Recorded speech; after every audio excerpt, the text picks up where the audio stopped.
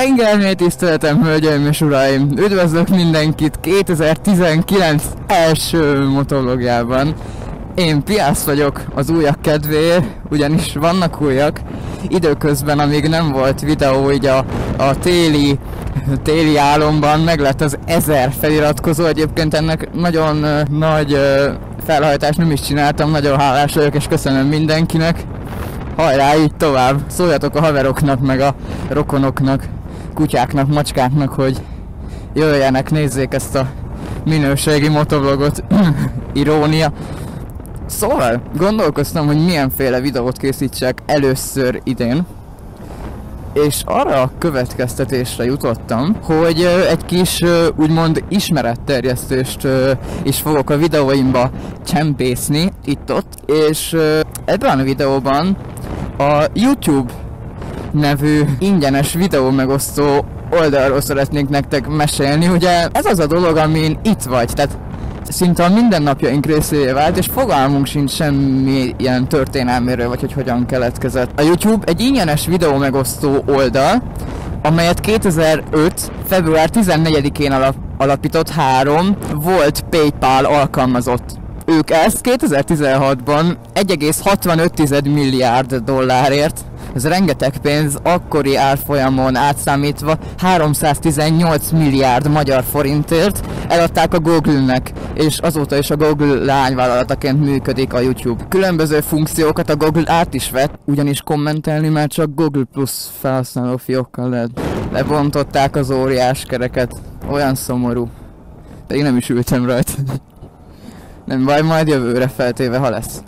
A YouTube-on magánszemélyek is készítetnek videót, viszont tévécsatornák és zenei csatornák is felelhetők. Honnan ered egyébként a YouTube szó? A you az a te, angolul, ami arra utal, hogy te készítheted a videókat, tehát te is készíthetsz videókat YouTube-ra, és a tube pedig a tévé kezdeténél, amikor katódsugár csővel működtek a tévék, ez arra utal vissza, azelőtt tiszteleg ezáltal, és ez a YouTube, ez a te cső, ez magyar internet szlengé is vált ezáltal. Mondok néhány ilyen YouTube statisztikát, hogy ne váljon olyan monotonná ez a videó. Képzeljétek el, havi szinten 1 milliárd ember néz YouTube videókat, és 6 milliárd óra videót nézünk havi szinten, ami elképesztően sok. 2010-ben még csak 24 óra anyagot töltöttek fel percenként, viszont ez manapság már 400 óra tehát 400 órányi videó per perc, ami majdnem 16 nap, vagy több mint 16 napnak felel meg. A YouTube-nak különböző díjazási formái vannak, ezeket feliratkozó szinten mérik. A legnagyobb díj ma a Ruby Play Button, ami rubint színű, ezt eddig egyedül PewDiePie kapta meg. Neki van most a legtöbb feliratkozója az egész világon, 87 millió körüli számmal. Aztán ezután következik a Diamond Play Button, ami a gyémánt, ez 10 millió feliratkozó után jár. Aztán ezután következik a Gold Play Button, ami az arany, ez 1 millió feliratkozó után jár. Magyarországon egyedül Dancsó Péternek a Videománia csatornával van meg ez a díja. És ez alatt a legelső díj, ami megszerezhető, az a Silver Play Button, ami 100 000 feliratkozótól kapható, és ez ezüst színű. A YouTube-on kezdetben nem volt időkorlát, viszont 2010 nyarán ezt lecsökkentették 10 percre a limitet, mivel jogvédelem szempontjából rengeteg jogvédett dalt beletettek a videóikba felhasználók, majd ezt később el is törölték, mert úgy gondolták, hogy felesleges videólimitet beletenni.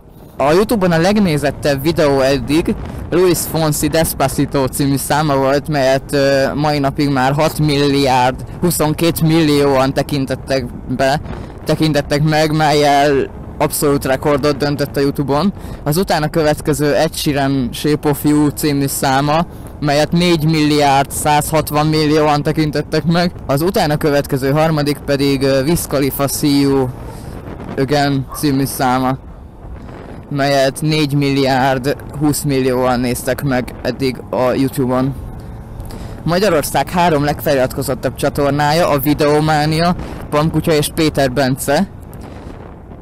A Videománia Dancsó Péter működésében üzemel, ő irányítja azt a csatornát. Ő a mai trendeket, mai modern magyar zenéket elemez, régen filmelemző videókat készített, egy elég megosztó személyiség egyébként. Pamkutyáék zeneparódiákat csinálnak, különböző zenékből, és különböző kalandokban vesznek részt, és ezeket örökítik meg. Például Afrikából kellett hazajönniük pénz nélkül egy útlevéllel és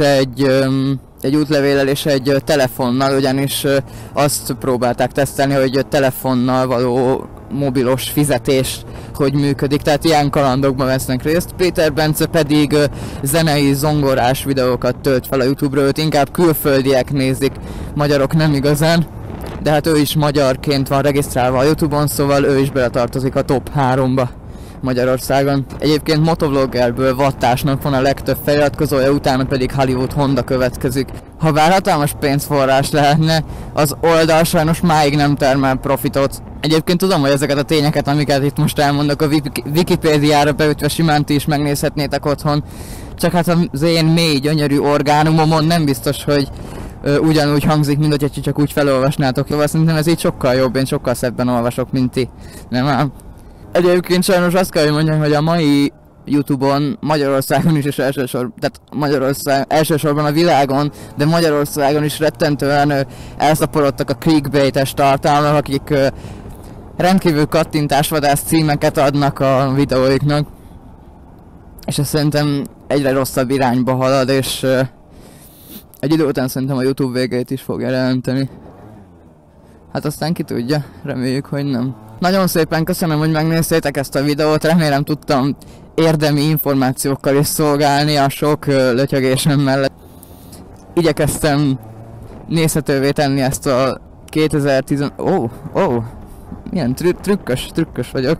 Na, igyekeztem nézhetővé tenni ezt a 2019-es első motovlogot. Köszönöm szépen még egyszer a megtekintést. Nektek nagyon jó motoros szezont kívánok, ugyanis elkezdődött már mondhatni. Én is ezt fogom tenni, motorozzatok nagyon sokat, mert most már lehet. Én Piász voltam, a motoros robovlogger. Sziasztok!